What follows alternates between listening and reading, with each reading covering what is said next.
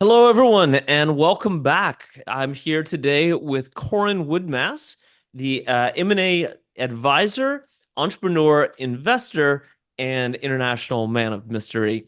And today we're going to be talking about taking time off as an entrepreneur, what to do, what not to do, how to manage it properly, how not to make the mistakes that Coran and I have both made, although I would say more Coran than me, um, questionably, and then a little bit about tax strategy, investing, and more tax strategy, and what to look out for in what do we say? Some tax advisors and a few other tax strategy kinds of things. So, Corin, let's get started, and welcome to the show. Well, thanks for having me, Jason. Of course. I'd like to start by saying I'm not by any stretch a therapist. I probably should have seeked more professional help, but I didn't. We'll go through all of this, but I'll give you the backstory, and then yeah, feel free to ask me any questions you like. Like I said before we hit record, I actually don't think I have this figured out. So maybe your questions will help. Maybe talking it through will be helpful. So yeah, let me just start with a short story.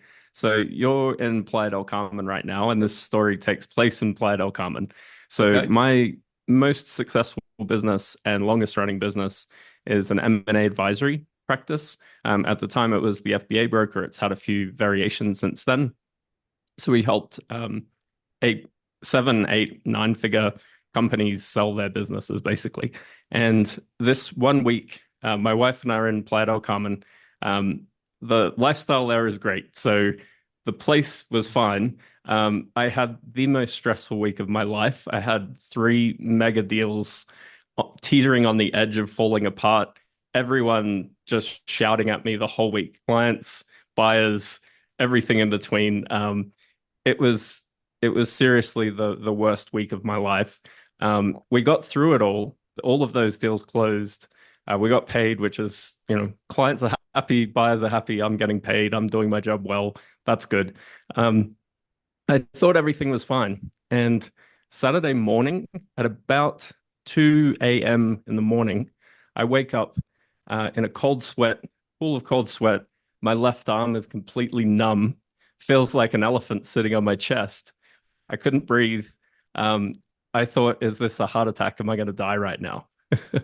And the downside of being in Playa del Carmen and not being fluent in Spanish is there's no Uber. So right There is after me now. There thinking, is now. We well, have something InDrive similar now. Yeah, but at similar the to Uber. time, yeah. Yes. Yeah, this is a few years ago, say 5, 6 years ago. And my second thought after am I dying right now is how do I even get to a hospital and which one do I go to? I've done no research on healthcare in Mexico. So that's where all of this started, is thinking Okay. I was going to die. Was it a heart attack? No, fortunately not. I did Okay. go to the doctor on, I think it was the Sunday, and Wait. So you thought you were having a heart attack and you didn't go to the doctor until Sunday. so I couldn't. So what happened? Yeah, we should close the loop on this story. So pretty quickly, as I was laying there thinking I'm dying, I managed to get my breath back, started taking some deep breaths, and realized, okay, I'm not going to die. It kind of jumped off a cliff really quick, and I was kind of able to get my breath back. My wife Leanne, actually, in the morning when I told her what happened, she said, "Why didn't you wake me up?" It was this very short, intense period, and then I managed to calm myself down. So it was clear I wasn't having a heart Okay. attack, even though those symptoms kind of freaked me out in the middle of the night, as they would with anyone. Yeah. Okay. So for So I anybody went, that's watching, if your arm goes numb and it feels like an elephant sitting on your chest, go to the hospital. I've actually seen yes. somebody not go to the hospital and they almost died because they didn't go to the hospital. So Yeah. if Yeah, anybody's exactly. watching this, go to the hospital immediately. Yes, Don't do definitely. what Corin did. And if you're traveling somewhere, have a medical plan, even if you feel like you don't need it. Yeah. Just know where to go and what to do. So yeah, 100% don't do what I did. Go to the medical. Go to emergency straight away. When I did go to the doctor the next day, he took some blood tests, did an EKG and all that sort of stuff, and turns out it was anxiety. So heavy anxiety, probably produced partially by the stress of that week. The other thing I was doing was eating more tacos than I normally eat, just to try and calm myself down. And the doctor was Mexican, and he said, "Look, we have a problem in this country. There's too much salt. The government's trying to fix this. Just cut back on the salt, increase water, like it just basic stuff that I wasn't aware of." So that's where this I'd like to start this story just to give you a bit of background. Okay. So, I'm having tacos for lunch today. Excellent. I effectively had tacos for breakfast, so there you go. All right. So you had a panic attack. Yes. It's Yes. great compared to a heart attack. Yeah, I'd take that any day. Although for those first 30 seconds, I thought it was a heart attack. Yeah. So basically, after this experience, I realized I just can't keep doing what I'm doing at the pace I was doing it. I'd really struggled to build a deal team to help me do deals. Was struggling outsourcing, getting people to help me. So that kind of, even though it wasn't a heart attack, even though it was anxiety, it felt terrible. So I was like, okay, I've got to start changing things. So it took a few years, but that was my main goal, was how do I fix my life so it's not that stressful day to day. So fast forward a few years, and I had the deal team in place. We'd made a lot of money. We'd started investing outside of our company for cash flow, which was great. And then we decided to my idea was, let's just take a year off. This might sound familiar. Let's take a year off. I want to focus on health and getting myself as healthy as possible. I want So to. after you built the team, after you did all the work, after it was all set, you were like, and never mind. Well, that was the goal, right? Was to Okay. not But so the be team in the was business working without you working in the business at that point. for the Okay, most that part. Yeah. makes more sense. When you said take a year off, I thought you were still in the business. No, no, no. The Okay. team was running things, and also I had referral partnerships for larger deals, etc. So it was basically at that point we were making enough passive income. I'd removed myself, and some other changes had happened. So it was like, okay, it's kind of now or never. So I thought, let's take a gap year and just not focus on work for a year. And my personal goal was to focus on health, and like, let's do that. So as a lifelong entrepreneur, one thing I wasn't prepared for was my brain just going, I don't think so. So it was about 5 weeks. So we're in London. My mother-in-law is visiting from Australia. We're out sightseeing and doing all the fun stuff. And I woke up at 5 a.m. It was about 5 weeks to the day. I wake up at 5 a.m., sit bolt upright, and I'm like, can I swear on this or no? Yeah. Whatever you want to say. Yeah, absolutely. Sure. Well, I won't say exactly what I said, but screw that. I'm too young to retire. So my body was like, nope, too soon. So I have some ideas in hindsight if I was to do this again, but I didn't set myself up with something else to do. And Yeah. as an entrepreneur, it's very hard to do nothing. Um, I have the only hobby I have now is pickleball, which is fun, but I can't do that all day, every day, right? Like I'm not gonna pretend I'm gonna go become a pro pickleball player, for example. But at the time, I didn't have that, and we were traveling, so it was, yeah, it just my brain wouldn't let me. Basically, is the short Gotcha. answer. Okay. So you decided to go back to work, or actually, how old were you at the time? So this was 2 years ago, so I was 39.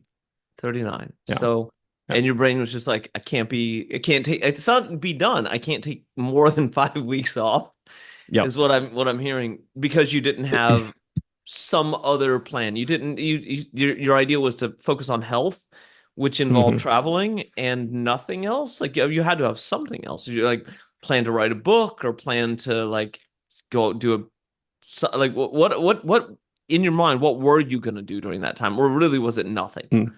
So part of the problem was we'd left Austin and we didn't have a home base. Okay. So we were traveling around to some of our favorite spots to try and figure out where to live. Um, so I think there was just too much change at the same time. And my brain was saying, there's too much uncertainty. Let's at least give us some certainty. Let's do something that I feel like I can control. So I feel like there was some external factors there that I wasn't really setting myself up for success, so to speak. Okay. So I, Yeah. I I found it interesting, like you that piece about control. Were you feeling out of control at the time? Yeah, totally. Totally. Why? So passive income is a double-edged sword. So passive income means, for the most part, there's a fixed set of income, maybe some flexibility, but there's a fixed amount of cash coming in. So that means if you have larger expenses or want to do something, you kind of have to plan a little bit further um, than you do when you're running a business. Also, a couple of the deals were kind of shaky that we'd invested in. One of them ended up being a Ponzi scheme. One of them just failed. The company failed altogether. We lost a significant amount of cash in those two deals. We'd overcommitted to other investments. So the mixture of those things were creating stress that I was just kind of ignoring.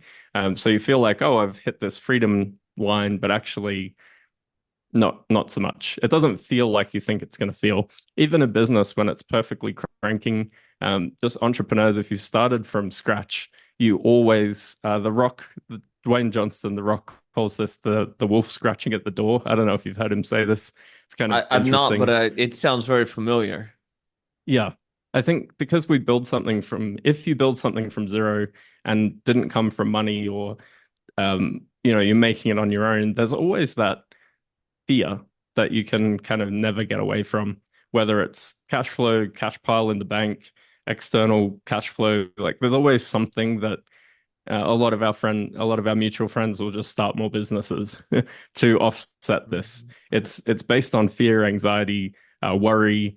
What if, right? No matter how diversified the business is, you're always worried about that. So that kind of all like piled on top when I decided um, to stop anything income related, and I didn't really have a plan on what to do because I just jumped into it. I'm like, you know what? I'm going to do this. And my wife said, yeah, we've worked hard, do it. So, yeah, it was very different to what I was expecting. If I was to do it again, I'd put a plan in place and spend a bit of time making sure I'm in a super location with good friends around me and have a plan for that year. So, like you're saying, if you wanted to write a book or do something, maybe break it down into steps of quarters or whatever. So treat it like a business, basically, because that's what you're going to do anyway. Okay. So you got 5 weeks in. You're in, you said London, right? Yep. And you're with your mother-in-law. You hmm wake up in the middle of the night, not the middle of the night. You wake up early, 5 a.m. Yeah. And you're like, can't do this. But you got the year left. Did you keep on with your year? Did you just wake up and tell your wife I can't do it? Like I thought about it. Like what happens next? Yeah. So again, this is where planning would come in handy. I kind of simultaneously put my feet in different buckets and tried to run out the rest of the year trying to do three or four different opposing force things, which is a terrible idea. So trying to figure out where to live, trying to half take time off, trying to half do consulting again, trying to half do this. It was just so if you know the Colby scale, I'm a 10 quick start, which might make some of this make more sense. I just kind of have an idea and I go, which is why I need a team around me to actually fulfill on stuff, to get stuff done. So yeah, it was Gotcha. it was a very poor experiment of I started calling it semi-retirement, which even made it worse because you don't really know when you wake up what you're supposed to be doing and what the goal is. So yeah, I kind of failed at everything during that next 6 to 12 months. Yeah. I think this is going to resonate with so many people that watch this and so many of our mutual friends that have been in similar kinds of positions. And for me as well. I took 6 months off. Um, I had more of a plan though. I think I had Hmm. more of a plan because we talked about this before. And I listened to Yeah. you and you were like, have a plan. And I was like, oh yeah, that's a good idea. I should have a plan if I'm going to take some time off. But all Yeah. right, so you started some consulting stuff, which kind of worked. You did Mhm. some. What were the other two or three things you did? You took some time off, which kind of worked because you Yeah. weren't taking time off. What Yeah. was the third thing you did in addition to Um, not taking time off? I was trying to figure out how to basically share some of the learnings on the investing side, like post business or what to do once you hit a certain level. And I connected with a really good friend of mine. We started recording some podcast episodes. By then, we're in Chiang Mai, actually. He came down for, I think he was there for like 6 weeks. So we were talking about kind of working together and we started recording some episodes. And I feel like I half committed to a few things. This was one of the projects, and we'd been wanting to do something together forever. And I had to stop. I had to stop everything because I was half-assing everything. I wasn't really thinking through. It was half fear, half ego, which is kind of a weird mix of like, oh, I think I could do this. I've learned something. I don't want to do nothing because of X, Y, and Z. So it was kind of I'm surprised I didn't have more anxiety attacks at the time because yeah, I was thinking back on it, it was a pretty um untethered at least 6 months of that were pretty untethered and just directionless, really. It was kind of terrible. Do you think it was ego or was it optimism? Everything. Yeah, It was ego, fear, ego and optimism. optimism. It was just this weird, I don't know, you feel like, oh, I've been successful at something, I can be successful at anything. And that's not really the case. You still need the fundamentals. You still need, if it's something brand new, you need help. You need a guide basically to get you there. You need a plan. You need some backup plans. So when there was too much uncertainty, it created all this activity that was kind of pointless in the end, I think. So yeah, not Yeah. not a good situation. I completely understand. When I was trying to figure out what I wanted to do after that time off, I kind of dabbled my fingers in a lot of different things and I kind of screwed some stuff up because I spread myself again too thin and then I wasn't getting any time off because I was doing too much stuff, but I was failing at everything because I was doing way too much stuff during my time off, which is Yeah. such a It's paradox. And it's the way we're yeah, wired. You just can't really take time off. So maybe that's where the planning would help. Like in my situation where it was a fitness goal, like why not go talk to a trainer and get a program in place and here's what we're going to do. And then you just start executing on that plan. I was kind of doing a lot of stuff on my own, but we are moving a lot. So it's hard to kind of yeah, have that. That didn't help. The location thing really didn't help at all. So, yeah. yeah. And you settled on Boulder after everything, Mhm. right? Yeah. Interesting. Yeah, Yeah. I'd love to hear a Yeah. little bit more about that a little bit later as to why Boulder. So Sure. yeah, that's because I just feel like Boulder is just way too cold in the winter and a little bit too hot even in the summer. But you've traveled extensively across the world, so I would love to know why Boulder after with the ability to live anywhere, why Boulder? Hmm. But first, I remember you told me that you went back to work too soon. Was that right? So Yep. so you were going to take this year off. You started getting unfocused, trying to do too much too quickly, and then you decided to say like, okay, I'm going to actually go back to work. But then you're like, oh wait, that's maybe I didn't do that right. Tell me that part of the story. Yeah, it actually happened 6 months earlier. So Okay. I this is a running theme. Man, I sound like an idiot. Um my wife and I being Australian, there's a big cultural difference between Australia and the US in the fact that Christmas, New Year's, like everyone takes that time off. It's weird to me that in the US that's not really a thing, right? The Well, average we get person four doesn't. days off, maybe two. Yeah, right. Just like So every holiday. I think that's the difference between US and everywhere is that yeah, you just totally. America's work, man. They Yeah, work. it's go all the time. Yeah. So it's easy to get caught up in this. So I um I got connected to a coach who specializes in helping people.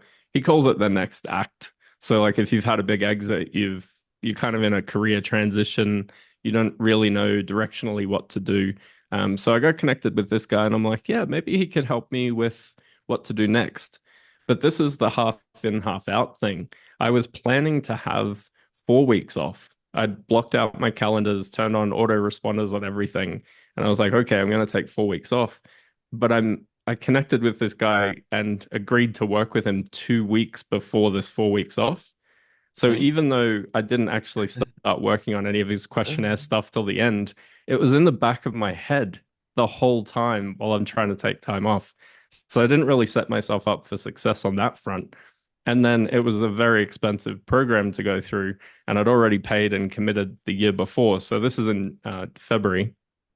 We go out there and we do the thing, and then part of it was this huge promotion, and I started getting lead flow in, and I'm excited to do something different, or using my skill set, but in a different way. And I started getting these leads, started doing a few projects, and I was like, this was way too soon. This is also as we were about to go do this travel thing and try and figure out. So I'd put too much on my plate, kind of similar to what you said. I'd put too much on my plate too quickly while I'm trying to just decompress. I actually made my stress levels higher without really thinking about it. So this was 6 months after that. So I had this huge momentum and then pulled way back. And then we're kind of half in. I'd take a couple sales calls for this consulting firm I'd set up, and some were interesting, some weren't, but I just wasn't in it. Like I wasn't, hell yes, let's do this. So a lot of half arsing stuff created a lot of stress. So yeah, that was 6 months earlier. And then because with anything lead flow related, like a sales funnel, traditional sales funnel, if you stop putting stuff in at the top, stuff stops coming out the bottom. So now uh, what is it, 2 years later, I'm wanting to pick that back up in a different variation. And I'm basically starting from zero. So yes, it was too soon, but I'm not unhappy I did it the way I did it. I'd love to share this so other people don't make the same mistake basically that I did. So if you're gonna summarize it to have the lesson for everybody, what would that lesson be? I think for an entrepreneur, a year's too long. It A year's sounds too like a long to take sex. off. Yeah, I think and this is my experience. So I feel like I did strategic coach a few years back, and the first thing they taught us was the entrepreneurial time system. And part of this that Dan Sullivan teaches is having one full 24 hours off without any business anything. So no podcasts, no reading, no talking, no business ideas, nothing for a full 24 hours. And what I noticed when I first did that, it felt like a week the first time I did it because my business was 24/7 at the time. So taking a full 24 hours off was bonkers and actually failed the first time. I got called into a deal. I started the night before, so I didn't even make 24 hours the first time I tried it. It took me like It, 3 goes to actually get full 24 hours. and that was 24 hours once a week, right? That was the Yeah. ideal. They said start with once a quarter and then move your way up to once a week. But I was being the overachiever. I'm like, I'm going to do this every week. And it took me a bit of time to actually get there. It probably took a month to get that first full day, 24 hours off. Yeah. Yeah. I find it to be one of the most valuable things. And actually, I learned it from you. I guess you learned Mm, it from Dan Sullivan, but I learned it from you. And I have also failed miserably at doing that. yeah. So I tell everybody, like, because like the times I get to do it, it's so good. I get so much out of it. Yeah. I go to a beach club down the road, just me. I don't bring my laptop. I bring my notebook. I bring my Kindle. I bring my phone because sometimes I want to look stuff up. Sometimes Yeah. I need a little bit more information about something, or I need a calculator or something because I'm just thinking about stuff. And I've successfully done it twice, Yeah. and in like 3 years here. So Yeah. I've Well, also that's one. miserably failed at it. But Well, every time I've that's done it, it's been so good. well, that's what I'm saying. A year's too long. So I feel like the time frame when you're actually not working, time goes longer because we've got so many things going on as entrepreneurs. You own multiple businesses, so you would be like this too. Like just the taking, I feel like it's a rubber band, just being like stretched to the limit, and then taking 24 hours off just resets everything. Yeah. It's so amazing. So I'd actually do this in shorter stints. So maybe just take a week. Like we came down to Playa del Carmen recently and we caught up. Um, that was a full week off without anything work related. And I actually found for right now, that was a little bit too long. I think 4 days would have been perfect. So time expands when you actually take time off mentally. It feels longer. So that would be the first thing I'd do. I'd say, what have I been putting off that I'd really like to do? Or just take an actual vacation, and vacation could be 1 day without anything business related. I've got a tip for you. I wouldn't take all of that crap with me while I'm trying to do a free day. What I'd actually do is just take my phone. And what I used to do is when I have a business idea, I'd write it down in my phone's note and save it and let it go. If I had a business idea, I'd just sketch it out, let it go. Don't look into anything, don't think about it. Try not to think about business for the day. Set something else up. So it might be you want to go learn a skill, you want to go do something fun. This is in the group I was a part of. This is where people had the most successes when they replaced the time with something else. Yeah. So for me, it would be go do a pickleball clinic for a couple hours and then go meet some people, do something, go out for a hike, whatever that is for you, go plan something that's more fun, that's going to be engaging because our brains do need to decompress. Obviously, don't do that for the whole 24 hours, but have a few fun things happening non-business related that will help you with that 24-hour period because it'll feel really, really long. Yeah, I think it gets different when you have kids because like, especially really young kids because right now like every weekend I have to take off. Like I don't have a choice Yeah. anymore. It's not Hmm. always fun, but like with the we have a new baby and we're 3.5 year old. There's no working on the weekends. Like, this is not happening. Like, it's completely impossible.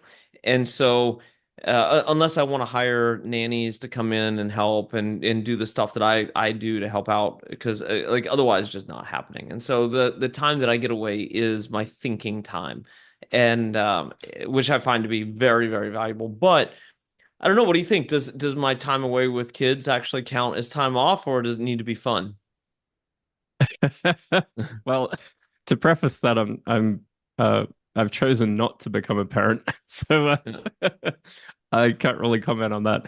I think that's great. Like that's non-business that has massive impact long term. Obviously, I mean, think about us growing up as kids. How many times spent with your parents just with them Yeah. is really impactful, especially if you're trying to imprint on your kids like some of your values, etc. It's time well spent. So that would definitely count for sure. Yeah, and I want to make sure to say like I have a like when I say does it need to be fun, what I meant was does it need to be like time with friends and your own personal stuff? Because I love spending time with my kids. It is like my Yeah, most favorite things. Although it is not always easy, especially when you have a newborn in the house. It can be yeah, like 6 hours of crying can really kind of get to you after a little while. yeah, for sure. So and like so anyway, but for the most part, like I love spending time with my kids. So kids are fantastic. If you have flexibility of time and a little bit of money, and especially flexibility of location, you can travel and do things like that. Kids are the best. So I just want to make sure to say for anybody out there, like it is fun. It's not. What I was saying is, it doesn't need to be more like personal development and that kind of thing. So yeah, when you have little kids, it's hard to do personal development. Yes, definitely. But if you think about it, teaching is part of learning, right? So learn Yeah. something and then experience it and then teach it to someone else. So you could kind of look at it that way too. Like any little nugget you can impart to your kids is going to be a good thing, I think. So, yeah. And But I'll my stop talking daughter, about what I don't know about now. well, my daughter is at the spot where she asks why about everything. And not to like piss people off, just to because she actually wants to know. But you start realizing, she's like, why do boys look different than girls? And you're like, a reasonable question. A reasonable question. Like, and then, like, why do you have more hair on your arms than I do? And so I always tell her, like, I can give you the simple answer or I can give you the complex answer. Which one would you like? And she's like, give me the simple answer first and then the complex answer. I'm like, okay. And so we go into the theory of evolution and germ theory and gravity theory and all of that, but she doesn't really get it most of the time. She's only 3.5. But Yeah. I do feel like I teach her a lot of stuff that she's not going to remember right away. Yeah. It'll come back to her though. Dad Yeah. once said. Yeah. I like it. That's awesome. Yeah. Yeah. Okay. So you go back to it was 5 weeks in. You woke up. You're like, I can't do this. Did you, what did you do? What was the process? Did you cancel your 1 year off? Like what happened? Yeah, pretty much. But in reality, it just kept spinning in different directions with no tether, no no plan. So it Okay. was So just a yeah, very as you said, like you kind of, like when you woke up, I think you went to Chiang Mai that year, didn't you? yeah. Yeah. So you went to Chiang Mai. Did you have an intention going to Chiang Mai, or like where you're like, okay, well, I'm still gonna work on health, but I'm gonna and I'm gonna do a few projects here and there, or was that the intention, or why Chiang Mai? So we'd traveled a bit and we went back to all of our favorite spots and we're trying to figure out like where is if it's not the US where. And places just felt different. There was a number of reasons for this post COVID, like post pandemic. This is a few years. What was this? 22. So 2022. Travel was just harder. The airlines were only just getting back to full swing. Everyone was kind of like, "Oh, we can travel again." It was kind of mental. So traveling around wasn't as fun as it used to be. Places and people change, so nothing stays the same. And we traveled for a good few weeks with some really good friends of ours who live in Chiang Mai. And they said, "Oh, just come back to Chiang Mai." It's like that's the answer. Yeah. Like, yeah, maybe you're right. So we got a lease. We didn't look for a car straight away, but I was pretty much like, yeah, let's get a car. Let's set up here and use it as a base. And the the thing is, when you've experienced other things and have more resources, sometimes things aren't just changing. You've changed. So I'd changed a lot since the last time living in Chiang Mai, and it just wasn't a fit. It wasn't what I needed. I was trying to basically make it something that it wasn't. I was trying to look for investing deals in Asia.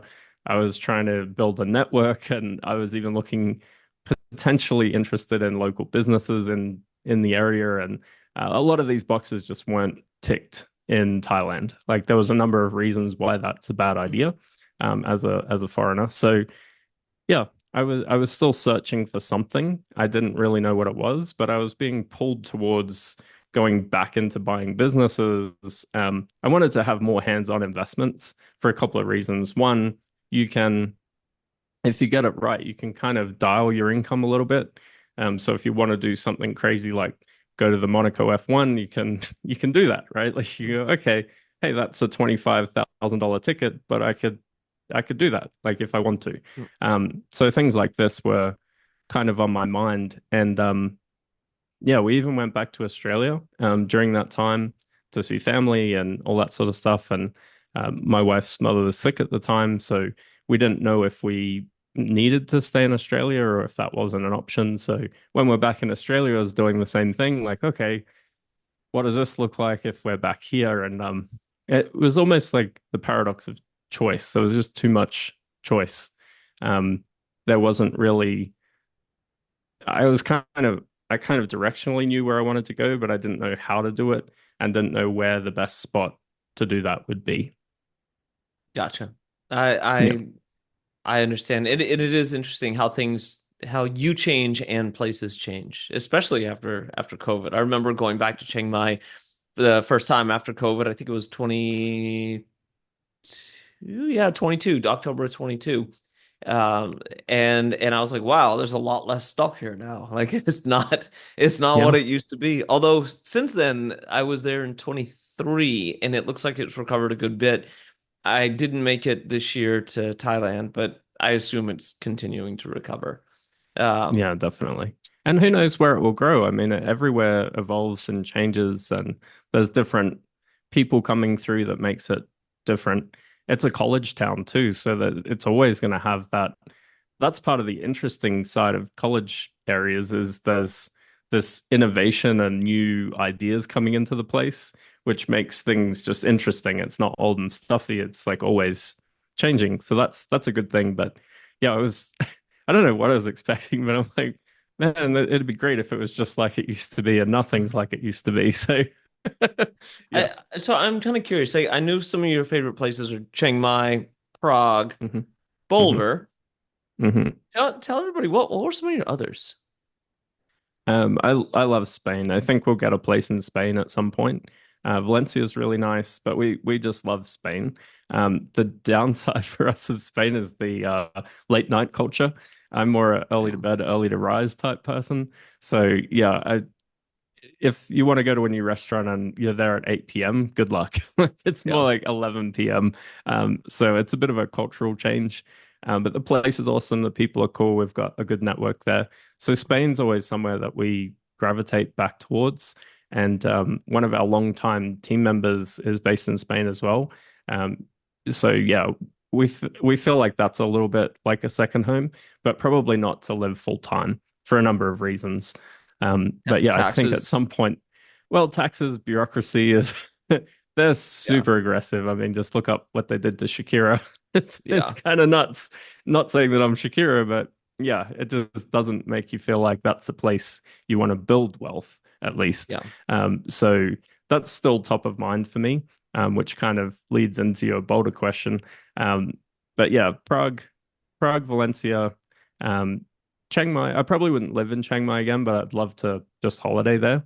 And I like Vietnam as well. I haven't been there in a long time, but I think now I'm thinking more of where would I want to live versus where would I want to holiday now and then versus where would I want like a vacation home kind of thing. So Spain for me would be more of a vacation home.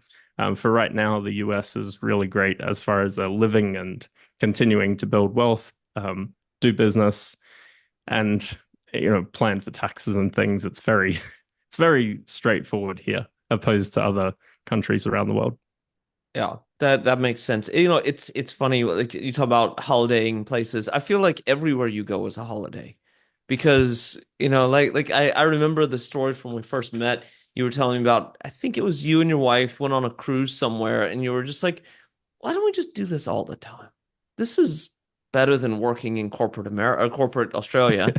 And Yeah, so I feel like everywhere you go is a vacation, whether you're yeah, working in Boulder or vacationing in Chiang Mai or hanging out in Valencia, it's always a vacation.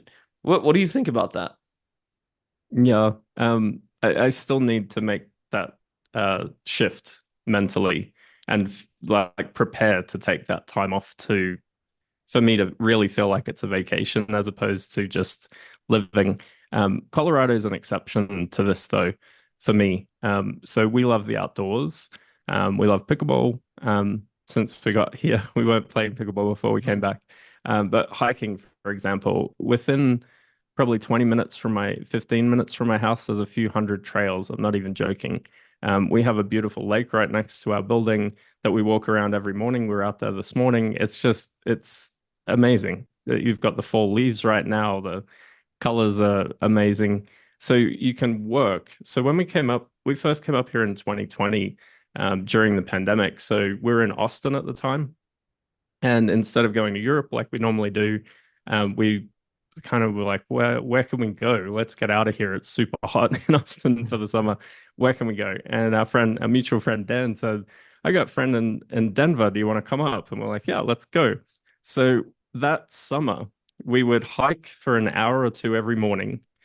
Then we'd do some work, and then we'd go find a new brewery. That I think we have the most breweries per capita in the US in Colorado, or Yeah. it's very close to the top. So we'd go find a craft brewery or like do something fun in the evening.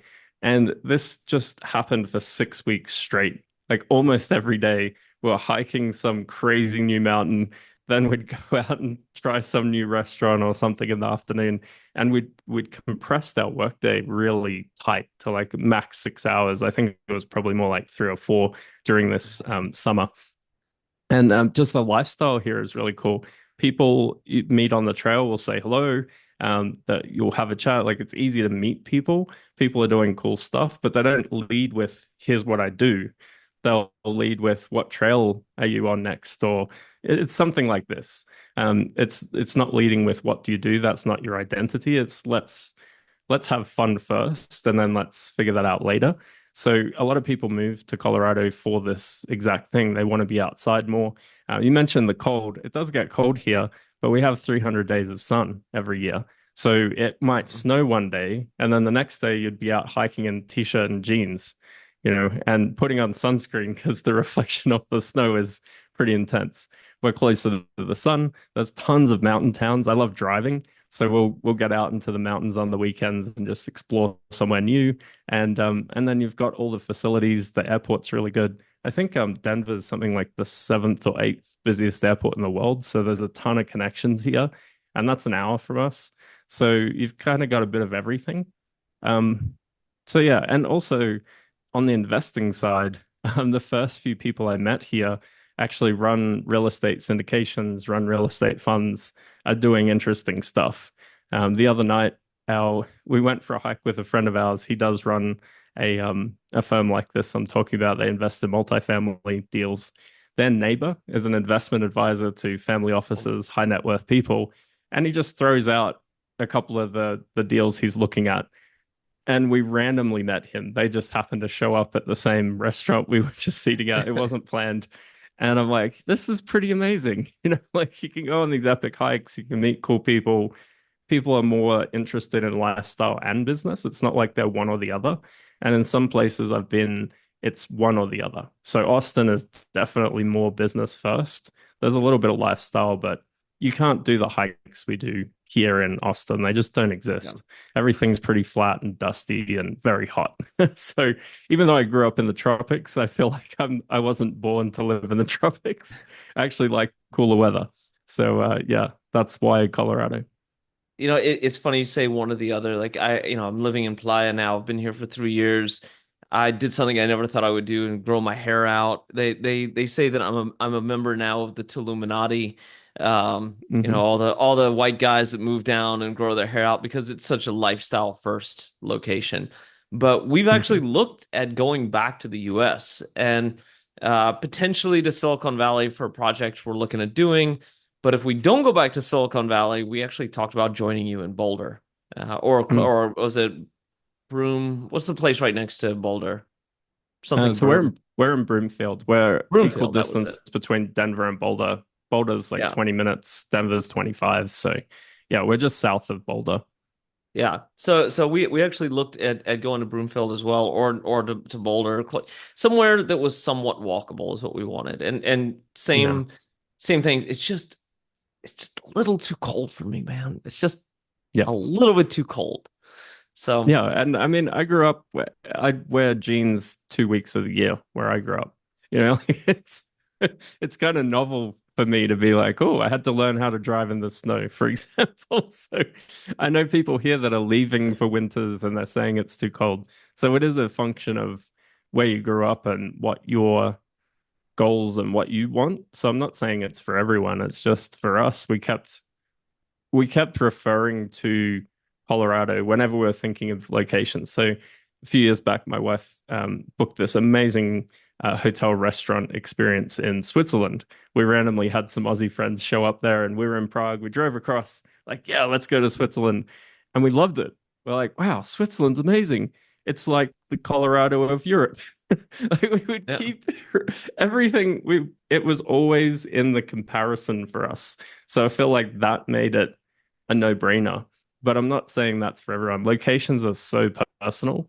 And it's also it could be for 9 months of the year.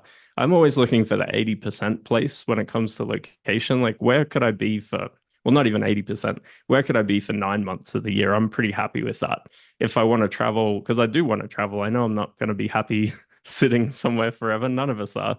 Like, none of our friend group is, at yeah. least, because that's why we built the business as we do, so we can travel. Exactly.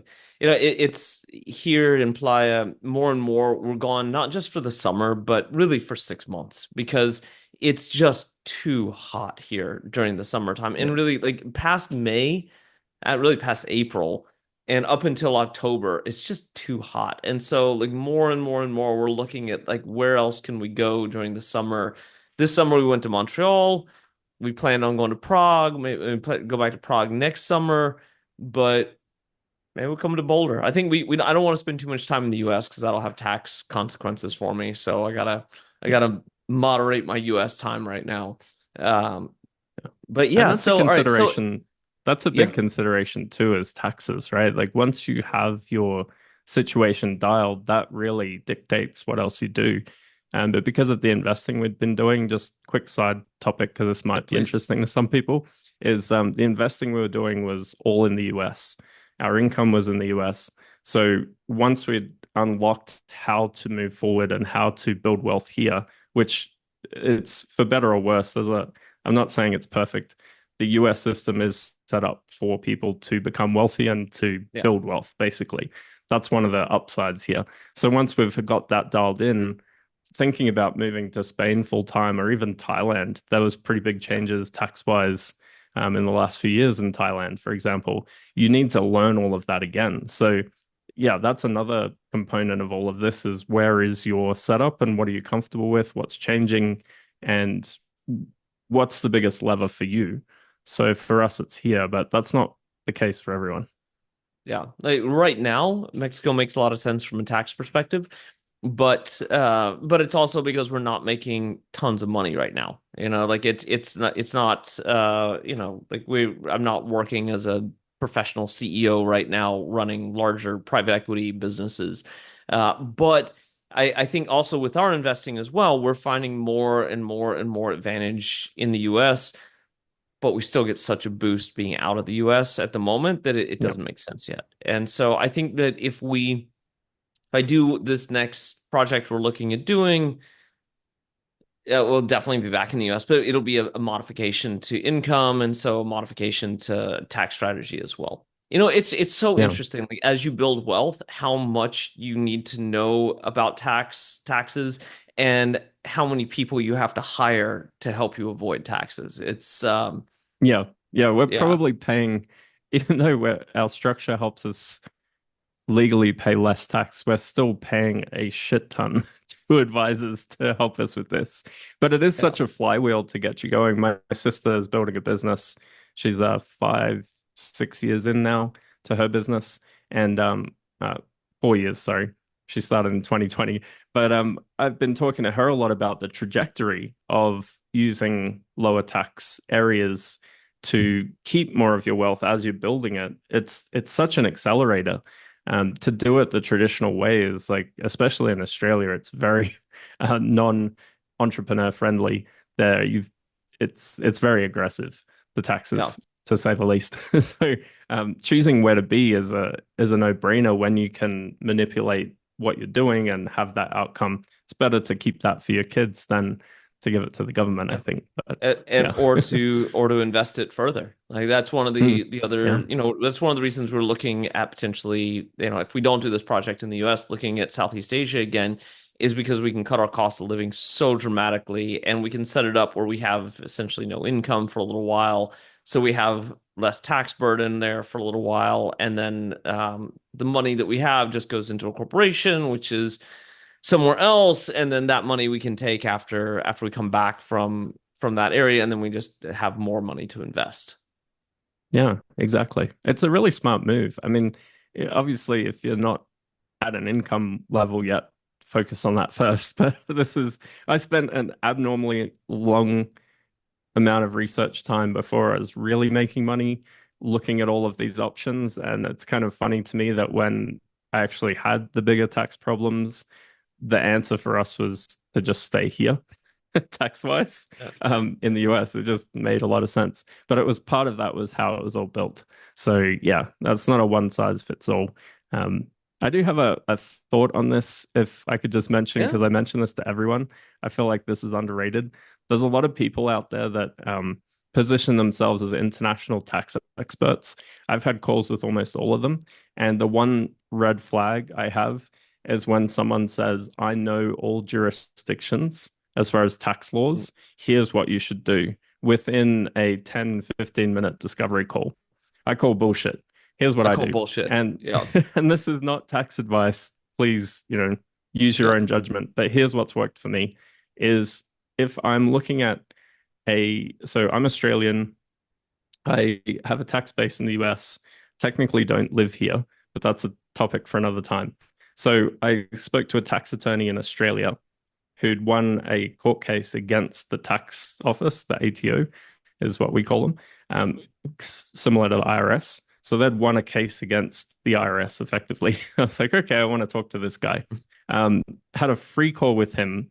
He explained a couple of things and then offered services. I didn't need those other services, but I was like, okay, I'm on the right path. When I came to the US, even before we came to the US, we were living in Prague. So I spoke to tax attorneys in Prague to figure out what the options were. And then again, when we came here, a tax attorney and accountant is like my minimum. And I would pay to talk to the tax attorneys, pay to talk to the accountants, get a couple of opinions, and just make the decision for yourself. That's my takeaway on how to deal with international tax law. Because if you talk to someone at a bar or you read a couple blog posts, I mean, that's not really setting you up for success. Yeah. I'd pay the money to talk to some people that can help you and then help you set it up. And you might find that in some areas that are super low on taxes, they get you in other ways by the amount of red tape or amount of reporting you need to do. So Hong Kong, famously, we have a lot of clients out of Hong Kong. The reporting side of, even though it can be technically tax-free for a corporation, the cost of maintaining that is actually huge. So you want to do all your diligence and make sure you know what's going on, what's best for you. And unfortunately, everything changes every year. So you have to be willing to pay these people ongoing and make sure you have your team basically that you're paying very well to help you guide through these ideas. That's the only way I've found that makes sense to do it, and that helps me sleep a little bit better at night. It's really interesting that you would mention these tax advisors that come in and they say they know everything. I wouldn't say I've talked to all of them, but I've talked to a bunch of them. And every time there's like red flags just left and right. But like especially somebody that comes in 15 minutes in, there was one you and I talked about actually that was like Puerto Rico. Puerto Rico is the place to do blah blah blah. And I was like, well, what about this? What about this? What about this? And they're like, oh, I didn't know about that. I didn't know about that. I didn't know about that. And you're like, okay, so you don't actually know about all this stuff. You know about Puerto Rico, and you only Yeah. know about it for this kind of situation. And like you scratch the surface and you start realizing there's not a whole lot underneath in a lot of cases. Not everybody. Some people have Yeah. more, but if you have Yeah. other, like a buddy of mine, he has a residency in Paraguay. So, finding somebody with, that can set up your Paraguay US, tax residency situation, that's a challenge. You got to find the right person for that. And one of these people that does kind of broadly everything almost never knows anything about Paraguay. Yeah, absolutely. I mean, look at the tax law in most countries. It's hundreds of pages long.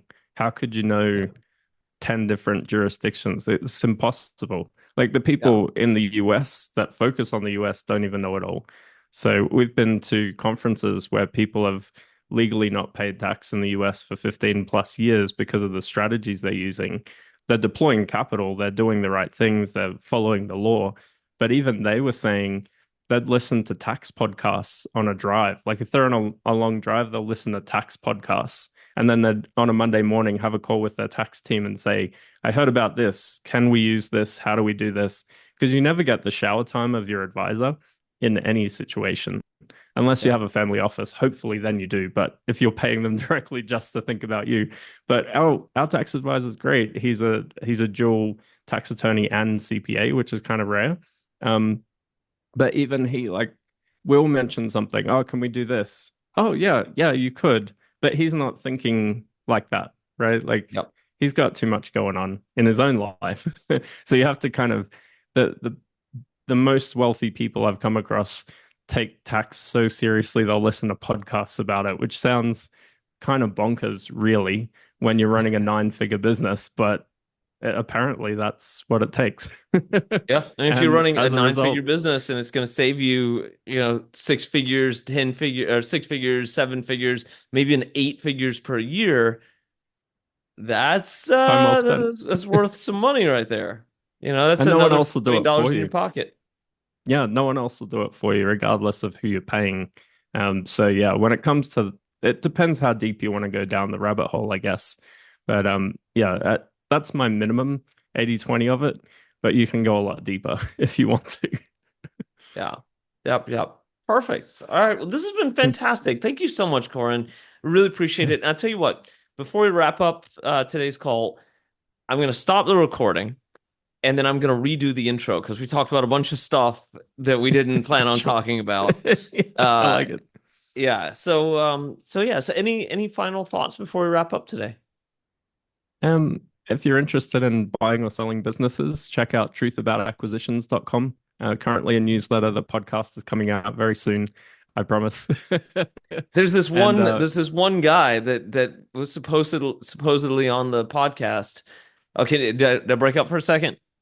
yes. Yeah, I was saying there's this one guy that has been waiting for his podcast to air for a long time now.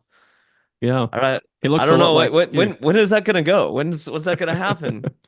When we hit stop, I'll give you an update on that. But Okay. soon.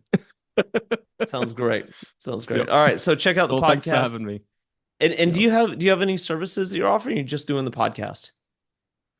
The newsletter is the best thing to look at. So yeah, there are some services on the back end, but the newsletter is the most interesting front end. Yeah. Perfect. Are you putting any deals out on it? No, no. Okay. Yeah. Yeah. All right. Just kind of curious. Just curious. All right. All right. Thank you so much, Corin. I really appreciate Cool. it. And let me Thanks, Jason. hit stop.